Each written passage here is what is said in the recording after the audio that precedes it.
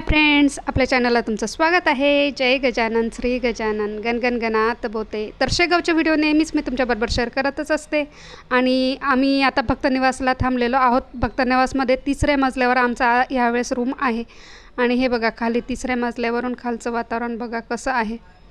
तर जवळजवळ रात्रीचे 10 वाजलेले आहेत आणि तरीसुद्धा भरपूर अशी लोक ये जा करताय, कारण बऱ्याच जणांना रूम मिळत नाही आणि कसं रूम जोपर्यंत रिकामे होत नाही तोपर्यंत ते देऊ शकत नाही असं असतं आणि त्याच्यामुळे बरेच जण 2-2 3-3 तास वेटिंगला बसलेले असतात रूमसाठी। भरपूर असा टाईम लागतो रूमला।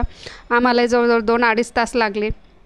आणि भक्तनिवासमध्ये रात्री बघा ज्यांना पण रूम मिळालेले असतात ते रूममध्ये थांबतच नाही, सगळे असे खाली बसलेले असतात मस्तपैकी छान असं थंड्या हवेमध्ये मोकळ्या वातावरणामध्ये। खूप छान वाटतं। अक्षरशः तिथले सेवेकरी म्हणतात आता जा तुमच्या रूममध्ये, तरी तोपर्यंत कोणीही रूमवर जात नाही, सगळे असेच मस्तपैकी बसलेले असतात आरामात। अगदी माऊलींचं दर्शन घेऊन येतात। जवळजवळ रात्रीचे 10 वाजेपर्यंत मंदिर बंद होतं आणि कोणाला काही खरेदी करायची असली तर खरेदी करतात, कारण दुकान जरी मंदिर बंद झाले तरी तिथलं दुकान मार्केट चालूच असतं बऱ्याच वेळपर्यंत आणि त्याच्यामुळे बरेच जण मंदिरातून बाहेर आले की खरेदी हे जास्त करून करतात, कारण दुपारी असतं ऊन आणि मग उन्हामध्ये एवढा वेळ तिथे उभं राहण्यापेक्षा बरेच जण रात्रीची खरेदी करतात आणि रात्री बराच वेळपर्यंत दुकान चालूच असतात तिथे। आणि भक्तनिवासमध्ये हे बघा किती छान असे झाडं आहेत उंच आणि त्याच्यामुळे अगदी छान असं प्रसन्न वातावरण वाटतं।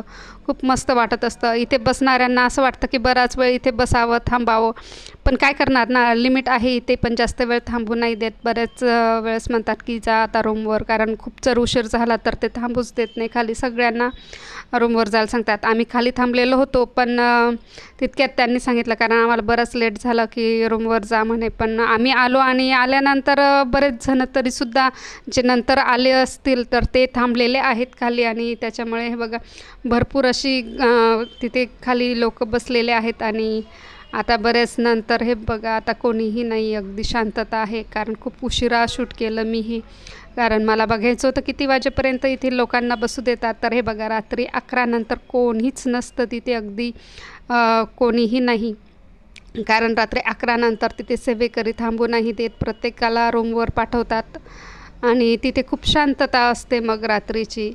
पण वातावरण इतकं छान असतं ना की असं वाटतं की अजून थोडा वेळ तिथे थांबावं बसावं, पण काय करणार ना, काही गोष्टीला नियम कडक असतात तर ते फॉलो करावेच लागतात। तर हे बघा हे तुमच्याबरोबर मी नेहमी शेअर करतच असते भक्तनिवासमधील वातावरण वगैरे रात्रीचं कसं आहे म्हणून। तर भरपूर अशी छान झाडं आहेत त्याच्यामुळे तिथे खूप छान असं भक्तनिवासमध्ये बघा किती छान असं वातावरण आहे ना। आणि हे रूम तर मी तुमच्याबरोबर आधीसुद्धा शेअर केलेले आहेत आणि हे बघा प्रत्येक ठिकाणी माऊलींचा असा फोटो आहे आणि खूप छान असे आहेत। प्रत्येक रूममध्ये सुद्धा फोटो आहेत, सगळ्यांचे दरवाजे बंद आहे आणि प्रत्येक ठिकाणी असे डस्टबिन आहे आणि प्रत्येक ठिकाणी पिण्याच्या पाण्याची व्यवस्था पण आहे आणि गरम पाणीसुद्धा आहे। गरम पाणी रात्री म्हणजे सकाळी 3 वाजेपासून 3:30 पासून तर सकाळी 9 वाजेपर्यंत गरम पाणी त्या नळाला असतं आणि त्याच्यानंतर नाही, तेवढाच टाईम असतं। त्याच्यामुळे बरेच भक्त अगदी पटकन आंघोळी करून 9 वाजेच्या आत मंदिरात जातात।